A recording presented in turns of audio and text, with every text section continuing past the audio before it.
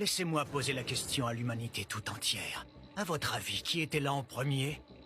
L'homme ou Dieu? C'est plutôt l'homme, non? C'est l'homme qui aurait créé Dieu? Non, c'est pas possible. Eh ben, c'est Dieu qui était là en premier, non? Il est arrivé, puis ensuite il a créé Adam et Ève. Non, mais ça, c'est un mythe imaginé par les humains. L'univers dont nous faisons partie a été créé il y a 13,8 milliards d'années. La Terre, quant à elle, est vieille de 4,6 milliards d'années.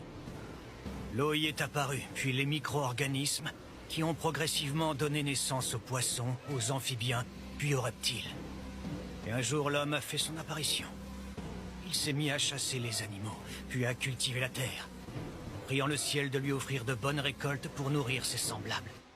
L'homme a donc inventé Dieu, afin d'avoir un être à qui adresser ses prières.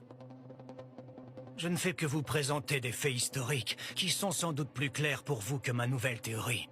Est-ce que vous me suivez cette fois? Oui, jusqu'ici on vous suit. Je comprends vite fait, mais je m'accroche.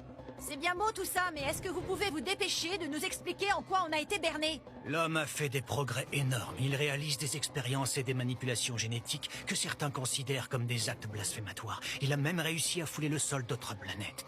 Aujourd'hui, comment peut-on encore croire que Dieu existe et qu'il y a un paradis quelque part? Je sais que je prends un risque en partageant ainsi mes conclusions avec toute la population. Et je ne nie pas non plus l'impact que les religions et les mythes ont eu sur l'évolution morale et spirituelle de l'homme. Ce serait une insulte envers tous les croyants de balayer des siècles d'histoire.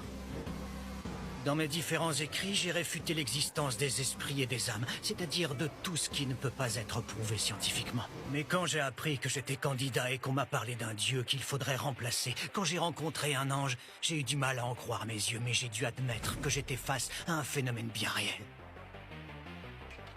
J'ai dû revoir mes propres croyances.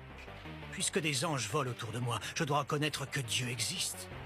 Mais il a été créé par une énergie invisible, une énergie produite par l'imagination des hommes depuis qu'ils ont fait leur apparition.